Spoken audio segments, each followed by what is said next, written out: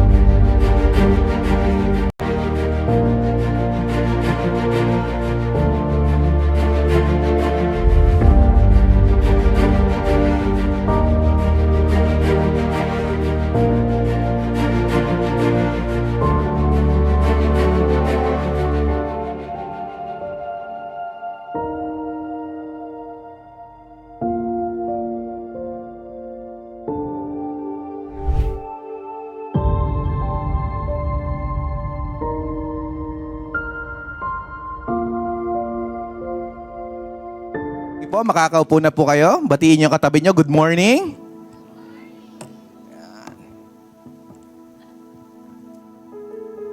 Sa kabila naman, batiin mo siya. Sabihin mo sa kanya, you look great today.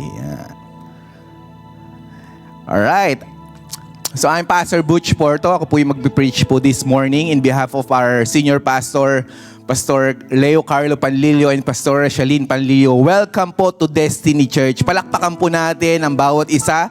Sino po nandito na first time nyo po ngayong umagang ito? Makikikaway nga po. Meron po ba tayong first time? Welcome sir. Welcome. Palakpakan po natin. Sige po. No, taasin nyo lang kami mo. We want to welcome you. No? And meron po kaming small tokens po na ipinamimigay. Welcome po to Destiny Church. Meron pa po ba? Taas ang kamay. Wala? End timer. Taas ang kamay. Palakpakan po natin, no? Welcome to Destiny. Wala na po kayong token. And if you are watching online po, no, welcome to Destiny Church. This is our Sunday service, no? And bakit Destiny? We really believe about isa po sa atin, we have a destiny to fulfill in life. That your life was not an accident. Your life was not a mistake. God has a wonderful plan for your life. Do you believe in that? Do you believe in that? Amen. Praise God. Tatawagin ko po yung mga kids. Yan, pagpe-pray po natin sila bago po sila pumunta sa ating kids church. Sige po, no, kung meron po kayong mga apo, pamangkin, anak, dalhin niyo po dito, no, para makapakinig po sila. Bata pa lang sila, makapakinig ng salita ng Panginoon. Ayan, sige. And let's pray for them. Let's just stretch our hand and declare blessing sa ating mga anak, pamangkin. Let's pray. Father, we thank you, Lord God, for these kids. Lord, we declare your blessing, Lord God, in their lives, Panginoon, in the name of Jesus, oh God. Father, we pray, Lord God, as they listen to your word, Lord, I pray that you will reveal yourself to them, Panginoon. Lord, they will have, Lord God, a deeper relationship with you, Lord, at sa kanilang, Lord God, paglaki, Panginoon, Lord, hindi po sila lilihis na landas, but Lord, you will guide them, Panginoon, in the name of Jesus. Bless them, Panginoon, even in their health, Panginoon, O God. Lord, sa kanilang teacher na magtuturo, Lord, I pray that you'll give them wisdom, Panginoon, O God. And Lord God, may your presence be with them, Panginoon, O God, in their Sunday school. Father, we thank you, Lord God, for their lives. In Jesus' name we pray. Amen and amen. Sige kids, makakapunta na po kayo sa inyong Sunday school, alright? Okay, are you excited for the Word of God this morning? Parang hindi text. Parang tatlo lang yung excited. Are you excited for the Word of God this morning? Alright, we will continue with our topic about the covenant. But before that, manalangin po tayo. Can I invite everyone to stand up po? Manalangin po tayo. Let's pray. Father, we thank you, Lord, for this morning again. Lord, it's, Lord God, we are blessed, Panginoon, that we are here, oh God, to worship you, to be with you, Lord God, in your presence. Father, we pray that, Lord, this morning, Lord, iparamdam niyo po sa amin ang inyong presensya, Panginoon. Na anuman po yung pinagdadaanan namin, Lord God, anuman po yung mga bitbitin namin sa buhay, Lord, we are here today, Panginoon, because we want you. We want to know you more. We want to hear your word. We want to be changed, oh God. And we want to receive the blessing, Panginoon, oh God, that you have for us, Lord. And this morning we pray that, Lord, as we hear your word, open our hearts, Lord God. Allow us to know, Panginoon, the beauty of your word. Allow us to understand, Panginoon, the beauty of your word, oh God, Lord, in the name of Jesus, oh God. Lord, we pray na makilala pa po namin kayo, Panginoon, ng mas malalim pa, personal, Panginoon. And oh God, and we pray na, Lord, reveal to us, Lord God, who we really are in you, Lord. Thank you, Lord God, for this morning, oh God. Pray na hindi po kami lalabas sa kwartong ito na hindi niyo po kami na hihipo, na hindi niyo po kami napapagaling, na hindi niyo po kami, Lord God, nabe-bless, Panginoon. Lord, we want more of you, oh God. And we thank you, Lord, as I preach your word, Lord, hide me in the shadow of your wings.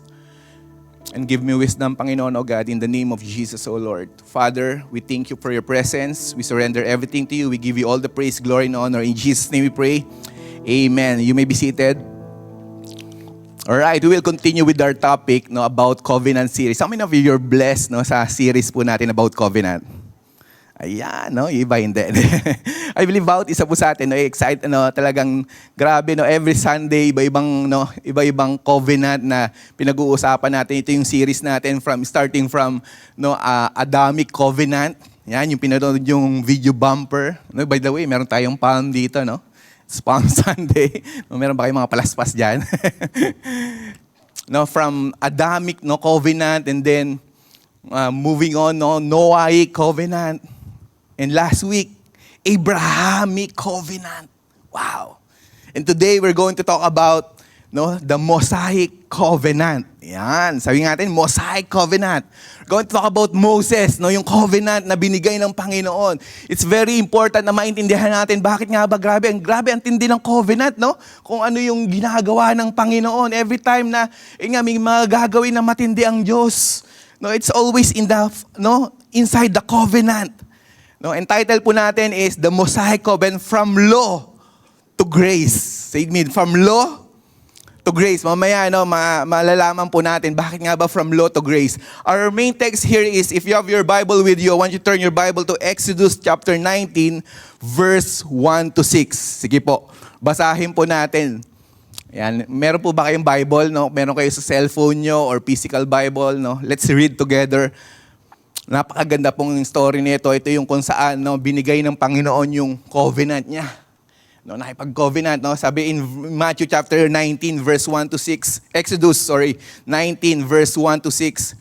On the first day of the third month, after the Israelites left Egypt. Sino sa inyo familiar kayo kung yung time na every Holy Week napapanood nyo yung kung saan, yung story about Moses.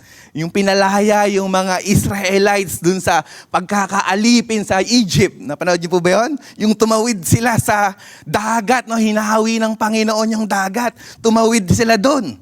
Napanood niyo po ba yun? Ito na po yung time na yun, Sabi dyan, on the first day of the third month, after the Israelites left Egypt, on that very day, they came to the desert of Sinai. So naandito na yung mga Israelites. Naandun na sila sa desert of Sinai. Na-imagine niyo po ba? And sabi po dito, after they set out from Rephidim, they entered the desert of Sinai, and Israel camped there in the desert in front of the mountain. Then Moses went up to God. And the Lord called him from the mountain and said, "This is what you are to say to the descendants of Jacob, and what you are to tell to the people of Israel." Ito yung sasabihin mo. You yourselves have seen what I did to Egypt. And how I carried you in the eagle's wing and brought you to myself. Nakita nyo kung ano yung ginawa ko, yung mga miracles, yung mga signs and wonders. Diba? Kita nyo, kung paano yung pinerform. Hinahawi ko yung dagat. Pina-remember ni God kay Moses. And this is what you're told. Ito yung sasabihin mo sa mga tao. You yourselves have seen what I did to Egypt and how I carried you in the eagle's wing and brought you to myself. Now, sabi ni Lord, say to me now. Mahina ah. Nag-breakfast na ba kayo? Sabi nga natin, now! No, sabi dito ni Lord, ngayon! No, now! No, if you obey me, say me, obey. Yan, no? Sabi dito ni Lord, if you obey me fully and keep my covenant, then out of all nations, you will be my treasured possession. Wow! This is God talking, no, to Moses, no, to the Israelites na, now, if you obey my commandments, obey me and fully, no, and keep my commandments, then out of all nations, you will be my treasured possession. You are mine. God is saying, no, you are my treasured. Ano ibig sabihin nun? May mga treasure ba kayo? May mga, no, kayamanan ba kayo? Diba? Anong ginagawa mo sa kayamanan mo? Naalagaan mo. Tama? Tama po ba? Sino dito mayroon ka mga alahas? No, kanina narinig ko may nag-uusap about pearl, about diamonds. No, may mga malaki yung cash mo. Possession mo yan. May lupa ka. Diba? Iniingatan mo yan. And this is God telling this to the Israelites, telling this to Moses. You are my treasured possession. Kayo ang aking kayamanan. Amen? Grabe yun, no? Kung sabihan ka ng Panginoon, ikaw ang aking tanging yaman. Di ba? May kantang ganun eh, tama? No? Meron bang ganun kanta? Gusto niya yata kantahin ko pa, wag na, no? Parang gusto ah. Sabi doon, and yun nga, ikaw ang aking kayaman. Although, sabi ng Panginoon, the whole earth is mine, you will be for me a kingdom of priests and a holy nation. These are the words you are speak to the Israelites. And now we can see here that, yun nga, binanggit ng Panginoon, no, ni God, no, yung salitang covenant. No? Recap lang natin. Ano nga ba, no? Para maintindihan po natin yung Mosaic covenant. Let's see, no, ano ba yung covenant timeline, no? To understand the Mosaic covenant, we must see it in the timeline of God's redemptive plan. First, yung tinalakay ni Pastor Carlo weeks before, yung Adamic covenant. No, ano nga ba yung Adamic covenant? Ito yung time na, yun nga, pumasok yung kasalanan, Genesis chapter 3. And then yung Noahic covenant, God preserves humanity. No, nagkaroon ng matinding flood. No, walang flood control ng time na yun eh. Joke lang. No, ang tindi, no, talagang grabe yung kasamaan ng sangnilikha, sanglibutan. And then, no, dumating yung matinding flood. No, But Noah found favor in the eyes of God. No, God preserved Noah and his family and yung mga creation niya during that time. You know the story, Genesis chapter 9. And then last week, Abrahamic covenant. No, promise of blessing. And now, Mosaic covenant. Ito yung time kung saan binigay na yung law.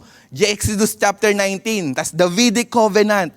Promise of a king. 2 Samuel chapter 7. And then next week, new covenant fulfilled in Jesus. Luke chapter 22. Now, this is the Mosaic covenant.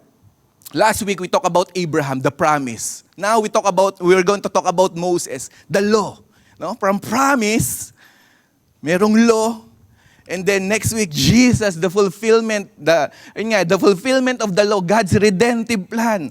And makikita natin dito na that the Mosaic covenant is the bridge between the promise, no, kay Abraham to the fulfillment of the promise. It's a bridge between the promise and the fulfillment. Kaya mahalaga mag-usapan natin, ano nga ba yung Mosaic covenant? No? God promised salvation to Abraham. Diba? Grabe yung pangako ng Panginoon. Remember that promise? Na ayun nga God will bless you and multiply you. Nangako ang Panginoon. And God revealed, yun nga the law to Moses. And God provided salvation through Jesus. Kung alam po natin yung story, ano ba nangyari nung time na to? Bago po binigay ng Panginoon yung covenant kay Moses. For 400 years, they were slaves.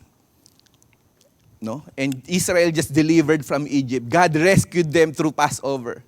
You know the story, they crossed the Red Sea and they arrived dun sa Mount Sinai. And God is about to give them the law. Ito na yung law. Ito na yung, hindi ito yung batay, pero yung sa Tagalog, yung kautusan. Pag narinig natin salitang law, anong pumapasok sa isip natin? Utos, batas. Diba? Hirap no? Diba? Ano mo pumapasok sa isip niyo? Bakit nga ba, nung time ng panahon ni Moses, binigay itong covenant na ito, binigay itong law na ito, itong utos na ito. Nilagay ko po dito, God did not give the law to save them. Kasi ligtas na sila Diba? Nakaalis na sila sa pagkakaalipin during that time sa Egypt. Hindi binigay ng Panginoon to save them. He gave the law because they were already saved. Makikita natin dito yung heart ni God. God saved them from Egypt, then He gave this covenant. Ito yung covenant na pag-uusapan natin mamaya. Pastor, ano nga ba yung law na yan? Ano ba yung covenant na yan? This is the Mosaic covenant. Number 1, first point. The covenant given. God calls a holy people. Exodus chapter 19, verse 5 to 6. Sabi po dito, if you obey my voice, you shall be my treasured possession. Wow. God calls a holy, God calls a holy people. Sabi daw, you shall be my treasured possession. Kayo ang aking magiging kayamanan. Pero sabi po dito ng Panginoon, if you obey my voice. Sabi nga natin, if, paulit-ulit, Pastor, kayo na pa natin sasabihan Kasi mahalaga po ito. This covenant is conditional. The Abrahamic covenant, last week, nung shinare ko yung Abrahamic covenant, unconditional yun Walang sinabi yung Panginoon, if you obey my commands, I will bless you. Your descendants will be numerous, as, yun nga the stars in the sky, the sand, No. Walang sinabi ang Panginoon na ganon. Hindi niya sinabing if you obey, Unconditional, pero makikita nga po natin dito, in the Mosaic covenant, this is conditional. This covenant is conditional. If you obey, then blessing will come. Kita niyo po 'yon? Sinabi ng Panginoon, if you obey, the blessing will come. The Abrahamic covenant depends on God's faithfulness. Nga, minention ko last time. Grabe yung heart ng Panginoon na nakita niya. Kayo yung anak ko. I want to establish this covenant with you. I want to bless you. And you will be a blessing to other people. But this Mosaic covenant depends on man's obedience. If you obey, kung susunod ka, di ba? May mga nangako na ba sa iyo, for example, magulang mo sinabi sa iyo, anak, bibilang kita ng cellphone. Parang ganito yun Kung! Di ba? Bakit kaya? Pastor, bakit kaya binanggit yun ng Panginoon? Bakit kaya itong covenant na ito, conditional covenant. Conditional, there's a conditional obedience. Abrahamic covenant depends on God's faithfulness, while the Mosaic covenant depends on man's obedience. But hindi po ibig sabihin nun, wala na po yung puso ng parang nagbago ba ang Panginoon? Nagbago ba si Lord? No, no, no, no, no. In Galatians chapter 3, if you have, I don't know, meron po kayo dyan sa slide nyo. If you have your Bible with you, I want you to turn your Bible to Galatians chapter 3, verse 17. Sabi po dito, what I mean is this. The law introduced 430 years later does not set aside the covenant previously established by God. Wow! Did you get that? No, did you understand that? No? Ayan, sabi niya, what I mean is this, the law introduced 430 years later does not set aside the covenant previously established by God and does away with the promise. Hindi niya sinet aside yung covenant established previously, no? By God. Yung mga pangako niya, hindi sinasantabi yun. Naandun pa rin yun. Pero now, this time, may sinabi ang Panginoon, no? If you obey, then, no? In Deuteronomy chapter 28, verse 1, sabi po dito, if you fully obey the Lord, your God, and carefully follow all His commands I give you today, the Lord your God will set you high above all the nations of the earth. Yan na naman, no? Meron na naman yung if, and then. Amen? This is conditional. Bakit? Ano ba nangyari nung time na bihag sila ng Egypt? Can you imagine? For 430 years. Alipin ka ng Egypt. Can you imagine kung ano yung kinalakihan mo? Kung ano yung naging culture mo? Kung ano yung na-implant sa'yo na karakter? Nagigits niyo ba? No, that's why this covenant is kailangang ma-establish to eh. Kasi for 430 years, no, ilang taon ka na ngayon? 30 years old ka lang pero parang ang tagal na, 'di ba? Can you imagine 430 years? Ilang generation na yung dumaan. At yung kinalakihan mo, yung mindset mo, you are slave. No? Alipin ka, lumaki ka na, sinilang ka na. Alipin ako eh. Sunod-sunuran lang ako. Pinapahirapan ka. Grabe yung trauma nun. Diba? Pagka ikaw, pinapahirapan ka, grabe yung na-experience mong trauma, grabe yung na-experience mong hardship. Ganito pala yung buhay. Ganito pala yung pangako ng Diyos. May mga ganun eh. No? Hindi mo maiiwasan yun, no? Yung mga Israelites, no, nagkaroon sila ng ganung thinking. That's why this Mosaic covenant has to be established. Did you get that? No? If you fully obey the Lord and carefully follow all His commands I give you today, the Lord your God will set you high above all the nations of the earth. Deuteronomy chapter 28, verse 15. However,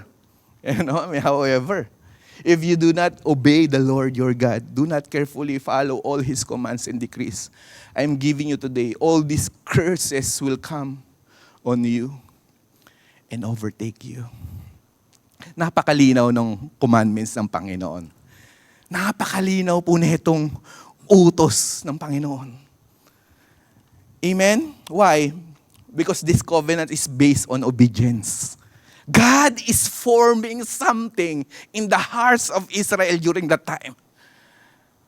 No? Kasi nga, 430 years slave sila eh. But now, this covenant is based on obedience. Na kapag sumunod ka sa pinag-uutos ng Diyos, God will exalt you. God will bless you. But if you disobey God, if disobey the law, I'm giving you today, sabi diyan, these curses will come on you and overtake you. No? This covenant is based on obedience na you have to follow. You have to follow because kinalakihan mo, iba eh. It was designed to shape Israel, into a holy nation. God is calling you, diba? Can you imagine, God is calling them. You are my treasured possession. You are my holy nation. You are a holy nation. Belong to God. You are set apart. That's why God wants to form us. God wants to form you nga eh. God is forming a nation. Leviticus chapter 19, verse 2. Marami po tayong verses na babasahin. Nandiyan pa po kayo? Speak to the entire Israel and say to them, be holy, because I, the Lord your God, is holy. God established this word, this covenant. Pinakilala niya kung sino siya. Kasi nga yung buhay yung mga tao ng time na yon, Iba yung kinalakihan nila, iba yung for 430 years. Iba na, from one generation to another. That's why God wants to establish, be holy. Because I, the Lord your God, am holy. I want you to have that kind of, heart na, pagkakilala mo sa akin, anak, I'm holy. You're not just serving an ordinary, quote-unquote, God. You're serving a holy, holy, holy God. That's why you have to be holy. In Sinai, in Egypt, they were slaves. But when God gave this covenant to Moses, God is saying, you are my people. You are mine. You're not slaves anymore. Wow. The Mosaic covenant is, we need to understand that we are the people of God. That we are a holy nation. We belong to God. You're not just an ordinary Christian or person. God wants to say to you, you are mine. Amen. God calls them treasured possession. A kingdom of priests. Diba? Ano ba yung priest? Diba? Yung mga priest, sila lang yung nakakapasok, yung mga sa Holy of Holies. Sila lang yung nakaka-experience ng holiness, yung presence of the Lord. A holy nation. And this covenant, the Mosaic covenant, is about holiness.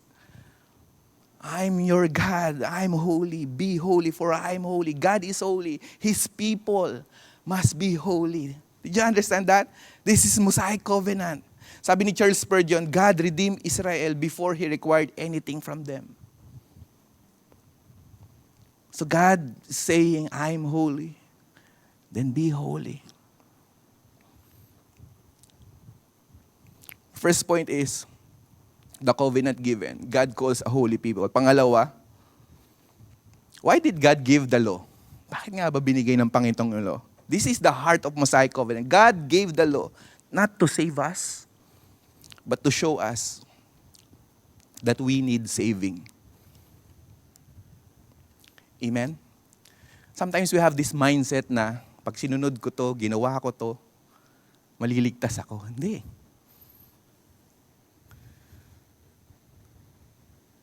Pero now, you will fully understand. After this, you will fully understand na kailangan ko pala talaga ng tagapagligtas. Kasi nga, yung mindset mo, hindi mo kaya. Why did God give this law? Number one, first point, to reveal God's holiness.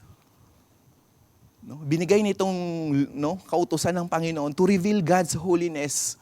In Psalms chapter 19, verse 7, the law of the Lord is perfect, refreshing to the soul. The statutes of the Lord are trustworthy, making wise simple. Pinakita dito na the law given to Moses, the law given to the Israelites, the Mosaic covenant, reveal God's holiness. That you are serving a holy, holy, holy God, perfect God. Before you have this mindset na wala lang, ang dami nilang Diyos-Diyosan during that time. Tama? Kung familiar kayo, yung mga culture nung time na yon, panahon ngayon, actually kahit ngayon, panahon ngayon. Ang daming mga tradition, culture, and ang daming gods. But yung sinaserve natin, yun nga, God reveal His holiness. That God is holy, perfect. No, Romans chapter 7 verse 12. So then the law is holy, the commandment is holy, righteous and good. This law shows God is righteous. God is righteous. Holy, God is holy.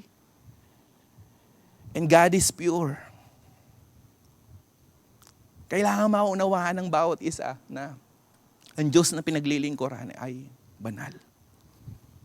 That when we approach God based on who He really is. Amen? Sino ba siya? He is a holy, holy, holy God. He is righteous. He is pure. And without the law, bakit nga ba binigay ng Panginoon? Because kung walang law, we would not understand God's standard. Amen? Sabi ni A.W. Pink, the law is a transcript of the character of God. It's a transcript, of the character. Nakapaloob doon yung kung sino si ang Panginoon, sino si God. Amen? The law shows us who God is. Sino ba si Lord? That's why this Mosaic covenant is very important. It establishes who really God is. That we are serving a holy, holy, holy God. Pangalawa, why? Why did God give that law? Yung utos to reveal human sin. First, you understand God. Second, sino si Lord? Pangalawa, kung ano yung katayuan ko. Kung ano yung katayuan natin, kung sino tayo. And i-reveal yung kasalanan natin. Romans chapter 3 verse 20, napakaganda po nito. Therefore, no one will be declared righteous in God's sight by the works of the law. Yan, binanggit na naman, Rather, through the law, we become conscious of our sin. We become conscious. Nung time na yun, yun nga alam naman ng tao na makasalanan sila, ayun nga, may nagawa silang kasalanan, pero hindi minsan hindi natin maano Ano nga ba, Ano nga ba yung nagagawa natin? Naging conscious na tayo sa kasalanan natin. Romans chapter 7 verse 7, what shall we say then? Is the law sinful? Certainly not. Sabi ni Paul, nevertheless, I would have known what is sin had it not been for the law. For I would not have known what coveting really was. If the law had not said, you shall not covet. Diba? Remember the 10 Commandments. Kung hindi binigay ng Panginoon yung kautusan na yun, under the Mosaic covenant, hindi mauunawaan ng mga tao kung ngayon na nung pagnanakaw pala ay masama, ay kasalanan. God has to establish that law. Amen? Did you get that? Before the law, people sin, but don't see it clearly. Kakasala, pero wala lang. Kaya nga grabe yung kasama nung time na yun Kahit hanggang ngayon. But after the law, sin become obvious. Naunawa na ng tao may binigay palang kautusan ng Panginoon. Ito yung mali. Ito yung mga hindi dapat gawin. This is the law of God. People knew right and wrong before the law. But the law made sin clear, defined, and accountable. Can somebody play the keyboard? The law, hindi pa ako magtatapos The law, the law made sin clear. Klaro.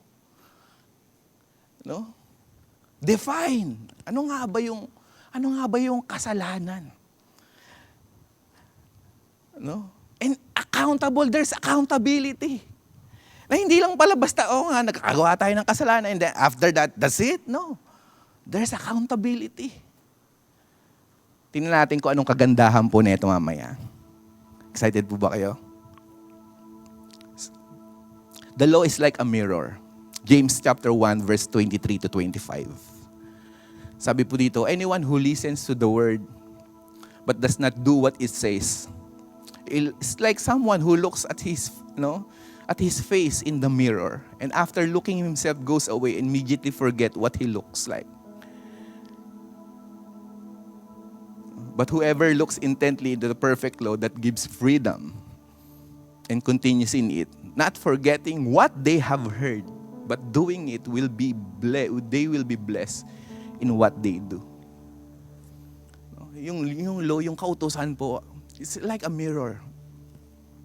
Kita mo kung, sabi po dito sa James, anyone who listens to the word and does not do is like someone who looks his face. Sino nito tumingin sa salamin? Ngayong umagang ito, bago ka punta dito, tumingin ka sa salamin. Wala? I believe, talagang tayo, bago tayo umalis ng bahay, haharap ka sa salamin, titingnan mo yung sarili mo. Pag nakita mo, merong dumi dito. Tatanggalin mo, tama? Nakita mo yung kinain mo kagabi, naandyan pa. Yung munggo, tatanggalin mo eh. Tama po ba?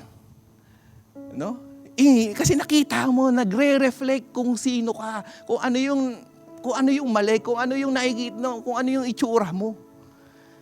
Sabi doon, the law is like a mirror. Sabi doon, anyone who listens to the word of God, but does not do what it says, like someone who looks at the mirror and after looking, sabi dyan, goes away and immediately forgets. Nung nakita niya, may dumi, pero wala eh.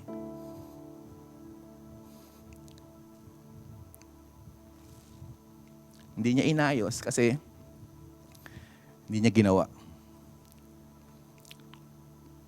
The law shows sin, but it cannot save. Sabi ni Martin Lloyd-Jones, the law diagnosed, Martin Lloyd-Jones is a doctor and also a preacher. The law diagnosed the disease, but does not provide the cure. Does not provide the cure. Nakita mo. So that's to reveal human sin. Pangatlo, why did God give the law? To restrain evil. 1 Timothy chapter 9 verse 10. We also know that the law is made not for the righteous, but for the lawbreakers and rebels. The ungodly and sinful, the holy and irreligious, for those who kill their fathers and mothers, for murderers, for sexual immoral, for those practicing homosexuality, for slave traders and liars and perjurers, and for whatever else is contrary to the sound doctrine. And ito pala, the law is made not for the righteous. To restrain evil. The law protects society. Ganun pala kahalaga yung law. Na ibinigay ng Panginoon. Thank God for the Mosaic Covenant. Now we understand, ito pala yung, bakit nga pala merong mga kautusan? Kasi pag walang kautusan, wala. Ang gulo na. Baka tayo dito nagbabatuhan eh. Tama ba? The law, the commandments protect life. Exodus chapter 20 verse 13, do not murder. Exodus chapter 20 verse 15, do not steal. Exodus 20 verse 14, do not commit adultery. So imagine,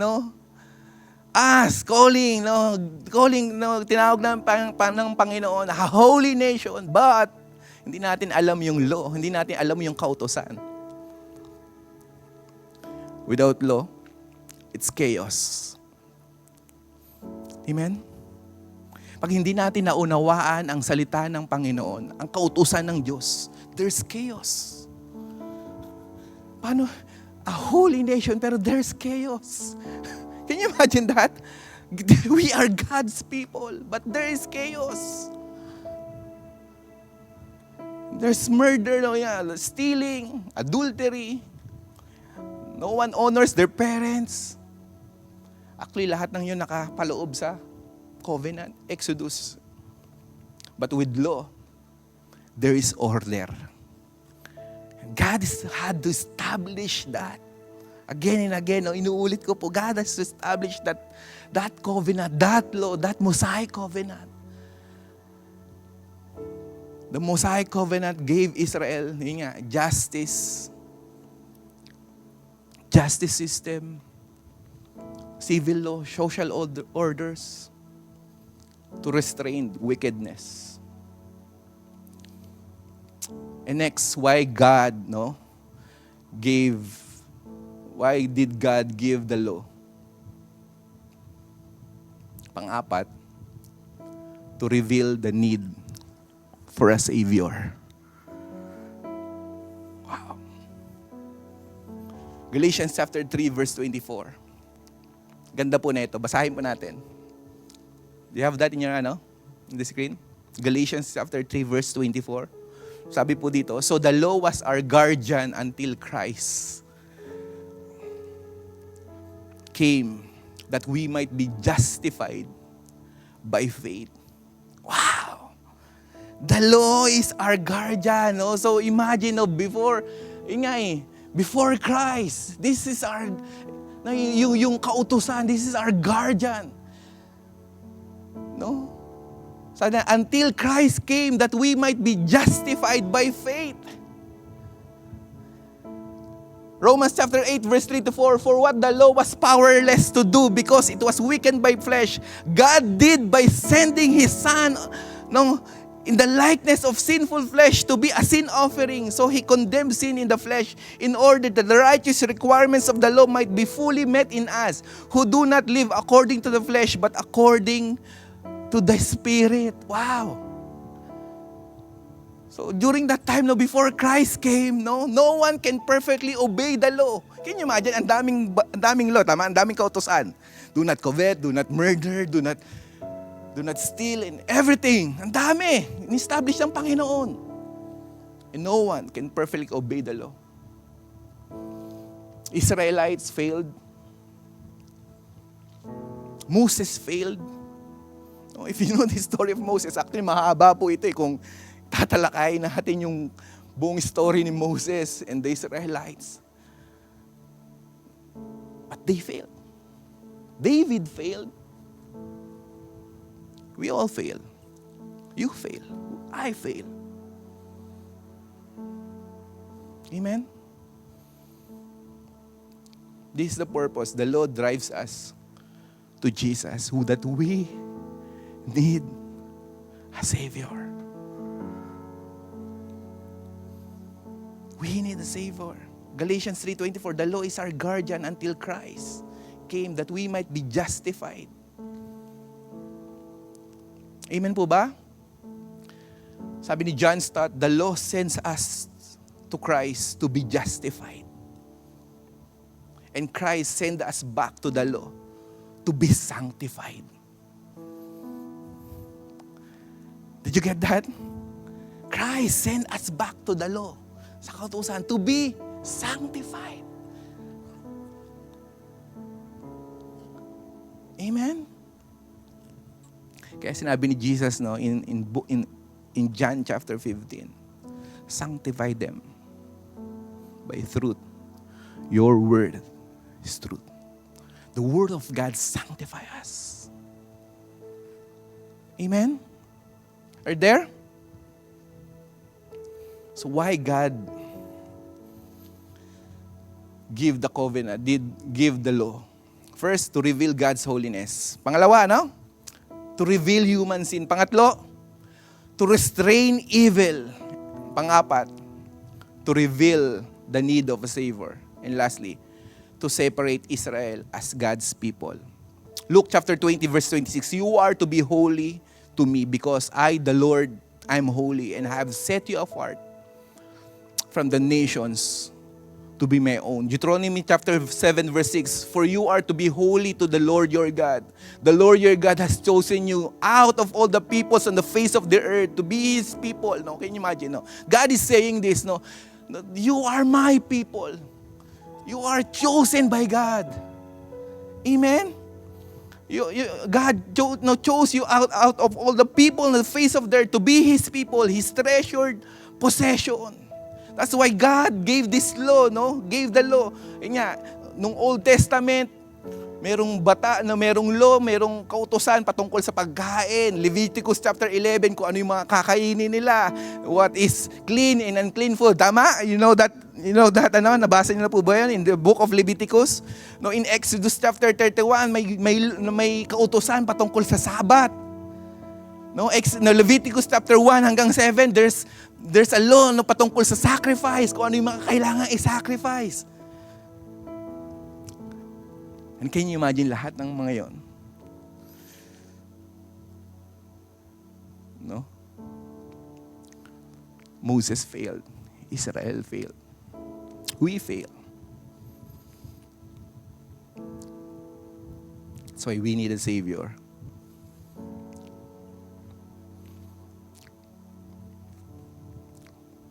The law revealed God's standard. The Mosaic law was given to show God's standard for holiness, righteousness, and justice. And it tells us what God requires and how His people should live. Amen? It reveals, no? Ito yung standard ni Lord. We are God's people. Amen po ba? And lastly, the covenant that given to Moses was sealed by the blood. No, in the Mosaic covenant, the agreement between God and Israel was confirmed through the blood, showing that the covenant was serious. God had to, God has established this covenant, and it was serious, it's binding, it's costly. No, because it was sealed, by the blood. No, kailangan nilang mag-sacrifice. Kailangan merong mamatay para may dumanak na dugo. And it was costly. It was serious. No? And God had to do that because the covenant was to be sealed by the blood. And we know that in the Bible, blood represents life. Diba? When there is blood, there's life. Pag may dumanak na dugo, ibig sabihin, merong namatay. No, Leviticus chapter 17 verse 11, for the life of the flesh is in the blood. So they have to seal that covenant, the Mosaic covenant, sealing with the blood. No? It means this covenant is sealed with life itself. Sinelyuhan ng dugo, ibig sabihin sinelyuhan ng buhay. Exodus chapter 24 verse 7 to 8. Basahin po natin. Then he took the covenant of the blood, the book of the covenant, and read it to the people. No? Kinuha yung book of the covenant and read it to the people. They responded, we will do everything the Lord had said. No? Nung binasa yun, kinuha, they sealed it. No? And sabi doon, we will do everything the Lord had said. We will obey. Moses then took the blood, sprinkled. Nag-agree yung mga Israelites nung time na yun. They sealed it and sprinkled it on the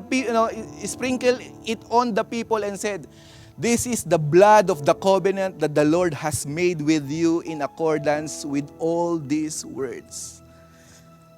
Ganun katindi yun, nung time na yun.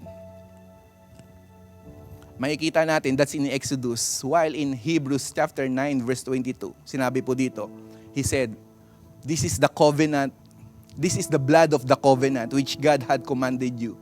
In the same way, He sprinkled with the blood both the tabernacle and everything used in the ceremonies. In fact, the law requires that nearly everything be cleansed with the blood. No, so ganun pala yun, yung time na yun, everything, when you are in covenant, everything will be cleansed by the blood. No, and without blood, sabi daw, without the shedding of blood, there is no forgiveness. Kaya nung panahon na yun, every time na yung mga Israelites lalapit, maghahandog, magsasacrifice sa Panginoon, kailangan nilang pumatay ng hayop. No? Para merong dumanak na dugo, and that, no, sabi dito, without the shedding of blood, there is no forgiveness. And that time, animal blood covered their sin. But it was temporary. It was temporary. Say with me, temporary. No, Hebrews chapter 10 verse 4, it is impossible for the blood of the bulls and goat to take away sins. Kasi nga, temporary lang eh. Imposible na yung dugo ng mga bulls and goats to take away the sins. Moses sacrificed animals during that time. He sprinkled blood. That's powerful. And that's covenant. But animal blood was temporary. Next week, Pastor Carlo will share about the Messianic covenant. And everything of all of this na binanggit, no, in the Old Testament, it will point to Jesus. Sabi ni Billy Graham, all the sacrifices of the Old Testament pointed forward to the Lamb of God. To the Lamb of God. Without the shedding of blood, we know Jesus Christ died for us on the cross. Sabi doon, without shedding of blood, there is no forgiveness of sin. Mahaba pa po ito. No? About the Mosaic covenant. But I would like to end with the Mosaic covenant points to Jesus. Everything points to Jesus. Matthew chapter 5 verse 17. Sabi po ni Jesus dito, do not think that I have come to abolish the law or the prophets. I have not come to abolish, but to fulfill them. Wow. And this is Jesus, no, pointing, no, sabi doon, hindi ko ina-abolish yung law na binigay kay Moses or the prophets, but I have come, no, to fulfill them. And Jesus had to sacrifice. No? Amen po ba? Can you all stand up right now? As I end, I would like to read Galatians chapter 3, verse 19. Why then was the law given to all? Sabi po ito, it was added because of the transgression until the seed to the whom the promise referred had come. The law was given through angels entrusted through the mediator. And it was Jesus, the mediator. John chapter 1 verse 17, for the law was given through Moses. Grace and truth came through Jesus. There's grace. Lahat tayo dito, we all fail. No? Romans chapter 3 verse 23, for all have sinned and fall short of the glory of God. Hindi natin masunod yung mga law, yung mga kautusan. Jesus Christ came. There's grace. Amen? We need Jesus. We need a Savior. Amen po ba? During that time, nung binigay ng Panginoon yung kautusan na, yung 10 Commandments, naandun pa lang si Moses sa taas ng bundok. Itong mga tao ng mga Israelites, natat. Di makapag-antay. Tagal ni Moses, patay na siguro yun. Di makapag-antay, atat eh. Gusto na namin, talagang iba yung puso ng mga Israelites ng time na yun. Ang ginawa nila, gumawa sila ng mga Diyos-Diyosan. At nagalit ang Panginoon, nagalit si God.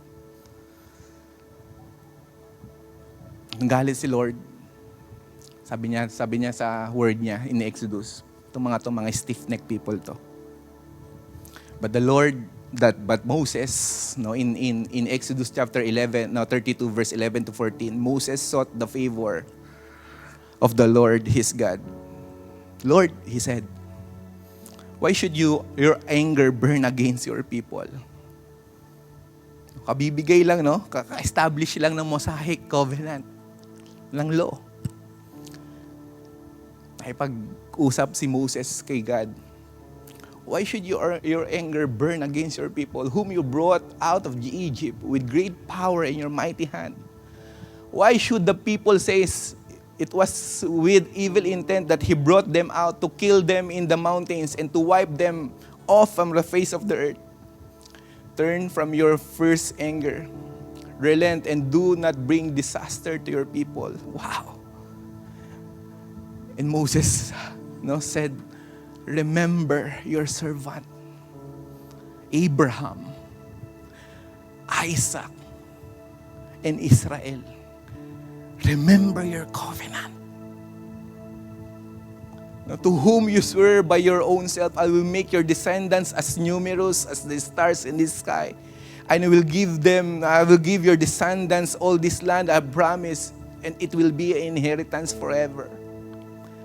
Moses has to remind God about his covenant. Lord, remember your covenant to Abraham.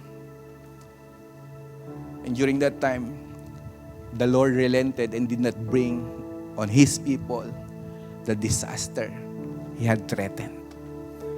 From law to grace.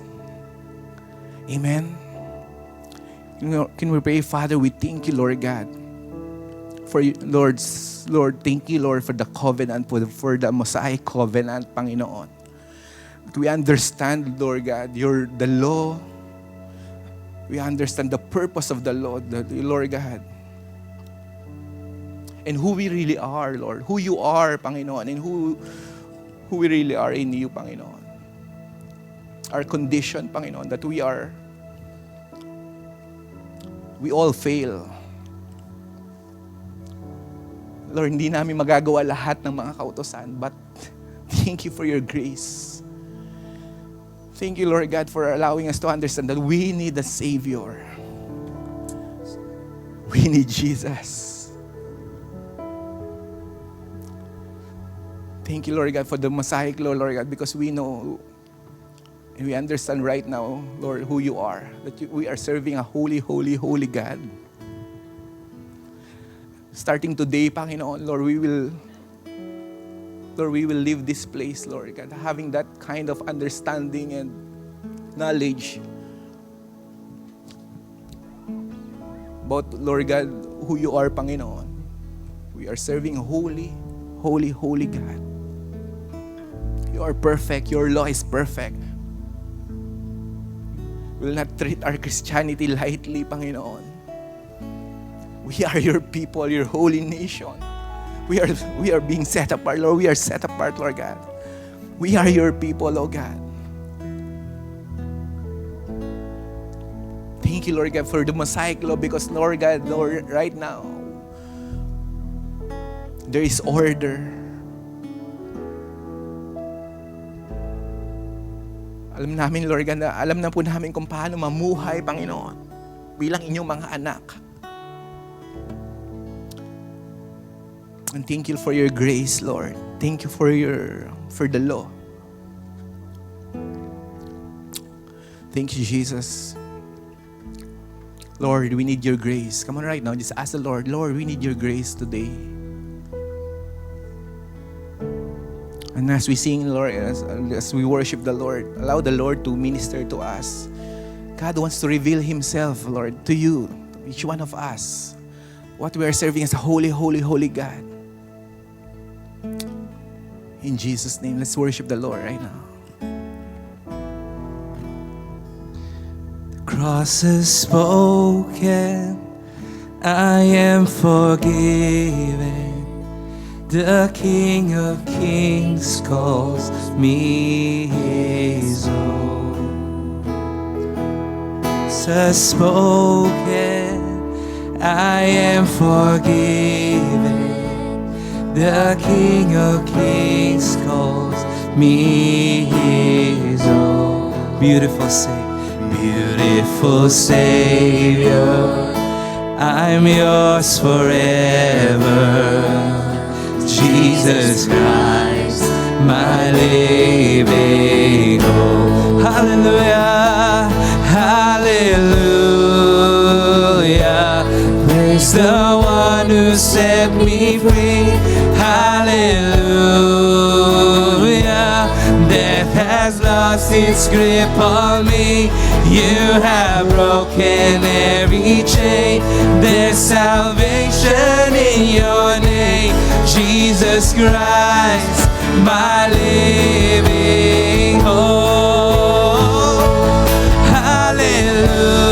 Hallelujah. Praise the one who set me free. Hallelujah. Death has lost its grip on me. You have broken every chain. There's salvation in your name, Jesus Christ, my living hope. Hallelujah, hallelujah. Praise the one who set me free. Hallelujah. Death has lost its grip on me, and you have broken every chain. There's salvation in your name, Jesus Christ, my living hope. Jesus Christ, my living hope. God, you are my living hope. Yes, Lord. Ephesians chapter 2 verse 8 to 9. It is by grace that you have been saved through faith, and this is not from yourself. It is the gift of God, not by works, so that no one can boast. We cannot save by works. We are saved by grace. Father, we thank you, Lord, for your grace, Panginoon. We thank you, Lord Jesus, Panginoon, because of you, Lord, we are saved, oh God. Lord Jesus, thank you, Lord God, for saving us, Lord God. Thank you, Lord God, Lord, for sanctifying us, Lord God, by your word, Panginoon, Lord God. Thank you for your word, Panginoon. Thank you, Lord, for the law, Panginoon, oh God. We thank you, Lord God, for the covenant that you have given us, Panginoon. Salamat, Panginoon, sa grace nyo ngayong umagang ito. And we thank you, Lord God. And today, I just like to give this invitation. If this is your first time, maybe this is your first time to give your life to the Lord, I want to give you this opportunity. Sige po, with all heads bowed down and all eyes closed, no? Maybe this is your first time to give your life to the Lord. The Bible says, no, Jesus is knocking at the door of our hearts. If anyone hears His voice and open the door, He will come in. Today is a day of salvation. And it is only by grace that we have been saved. And today, if you want to ask the Lord, Lord, come into my life. I need your grace. I need you, Lord Jesus. I want you to be my Savior. I want to pray for you personally, wherever you are right now. I want you to raise your hand before God. I want to pray for you. Come on, right now. Just raise your hand as a sign of surrender, Lord. Yes, amen. Amen. Lord, I need your grace. Thank you, Lord. Come on, right now, those people are raising their hands. I want you to follow me with this simple prayer. Lord Jesus. Lord Jesus, Thank you for your love. thank you for your love. Thank you for your Thank you grace. for your grace. And today, Lord, Today, Lord, I come before you come before you. and I humble myself before you, God. And I humble myself before you. Thank you, Lord, for my life. Thank you, Lord, for my life. And I surrender my life to you. I surrender my life to you. Lord Jesus, Lord Jesus, forgive me for all of my sin. forgive me for all of my sins. Thank you for your grace. Thank you for your grace. And starting today, Start today. I make you my Lord I make you my Lord and personal Savior. and personal Savior. Lord, come into my life. Come into my life. Save me, Lord. Save me, Lord. I want to have a relationship with you I want to have a relationship with you till the rest of my life. for the rest of my life. In Jesus' name. Father, thank you, Lord God, for these people who raise their hands, surrender their lives to you. Father, I pray that you'd fill them with your grace and your mercy and your love. And beginning today, Lord God, right now, heal their hearts, Lord. Set them free, Panginoon. Lord, I pray that you'll give them a heart, Lord God, for your word, for your law. Thank you, Father God, for dying for us on the cross. We love you, Lord. We give you all the praise. Thank you for this morning. Thank you for your word. In Jesus' name we pray. Amen and amen. Palakpakan po natin ang Panginoon. Come on, let's give God our best clap of praise. You're watching Destiny Church. If you would like to check more resources or donate to this ministry, you can download the Destiny Church PH official app or log on to www.destinychurch.org.ph/give.